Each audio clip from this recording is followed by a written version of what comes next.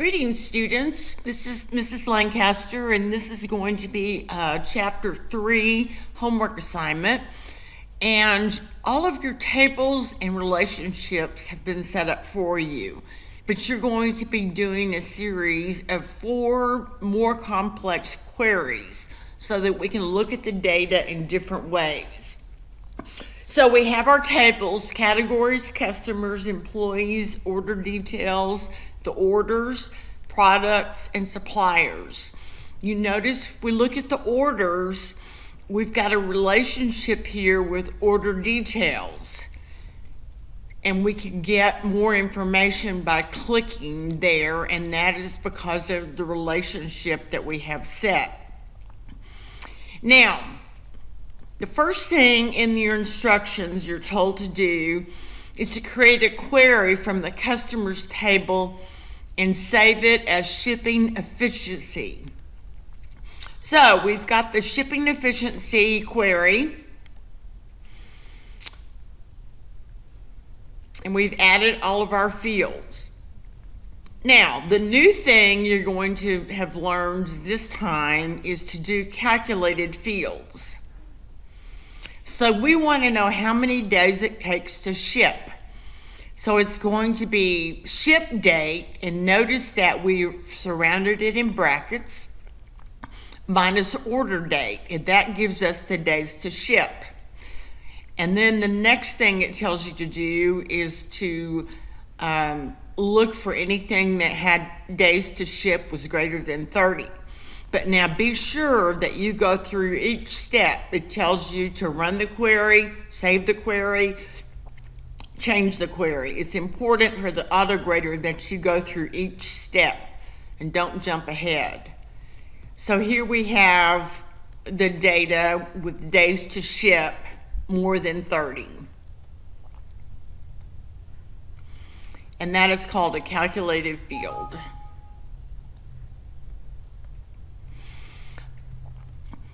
Now we're going to create another query using query design and add orders, order details, products, and customers table. And then we're going to use a total row. So wait a minute, what's the name of this query?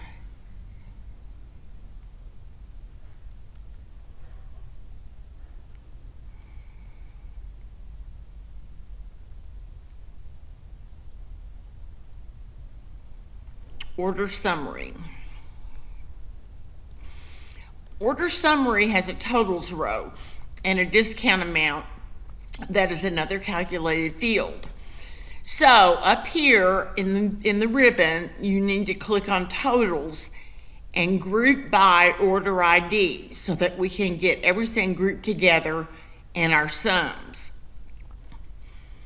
The extended amount is calculated by the sum of order details, quantity, that's the field from order details, and from products, the unit price. Notice the syntax here. Sum, open parentheses, open bracket, close bracket, exclamation point, open bracket, quantity, close bracket, times products unit price. And notice here in the total row, it's an expression. So it knows that that is a calculated field. The discount amount is also going to be the sum of order details, quantity, unit price, and the customer's discount amount. So it's going to calculate the discount there using those fields. Next, it tells us to limit the responses to 2016. So in our total row, we're going to select where, and the syntax for date criterion is greater than or equal to hashtag 11/2016 hashtag, and less than or equal to hashtag 12/31/2016 hashtag. So we're getting all of the dates of 2016 when we run the query. and there's our output.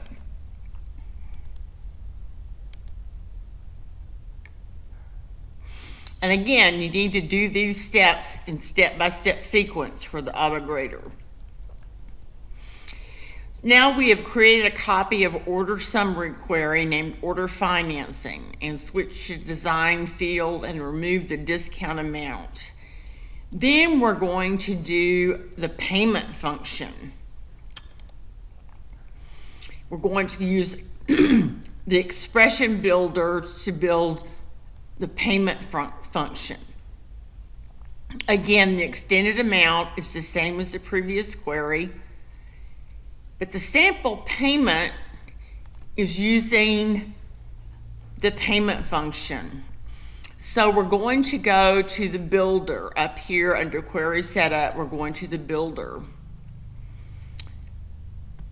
Let me get in the right field here. So you're going to go to functions, built-in functions,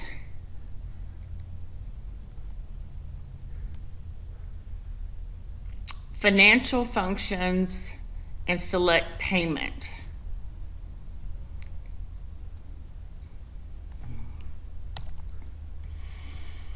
You want to start by putting a minus sign in front of payment so that this field will be a positive value.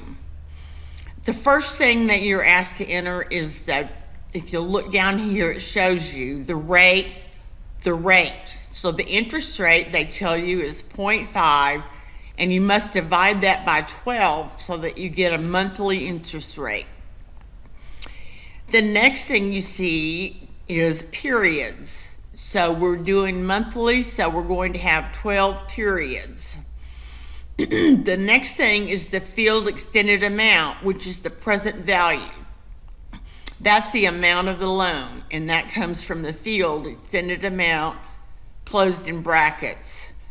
Future value and type are both 0. Now that's the same payment function that comes from Excel, only we're getting it built in from Access. And again, our order date, when we made our copy, we got our order date for 2016. And that gives us our payments.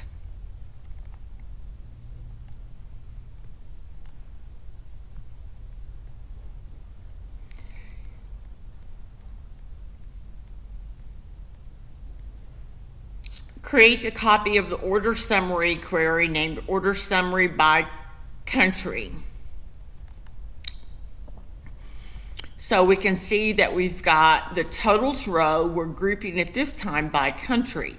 We have our same expressions that were copied from the other query, as well as our criteria for the dates. And you can see this summarizes the total dollars and the discount amount by country. So you use the totals row again, just like we did in the previous query. It's pretty straightforward. If you understand those calculated fields, be careful with the syntax. That's the most important thing. If you have any problems with syntax, be sure and zip your database and send it to me so I can look at it and see what the problems are. And again, if you have any questions, be sure and let me know.